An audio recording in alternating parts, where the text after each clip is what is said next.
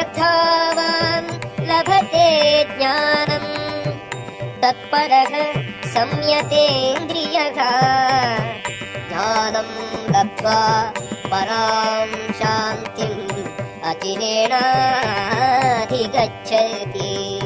దివ్య జ్ఞాన తత్పరుడై శ్రద్ధ గలవాడును ఇంద్రియములను నిగ్రహించిన వాడును అగు మానవుడు అట్టి జ్ఞానమును పొందుటకు అర్హుడగును. దానిని సాధించిన వాడే అతడు శీఘ్రముగా పరమాధ్యాత్మిక శాంతిని పొందును. అజ్ఞశ్చ అశ్రద్ధధానశ్చ సంశయాత్మా వినశ్యతి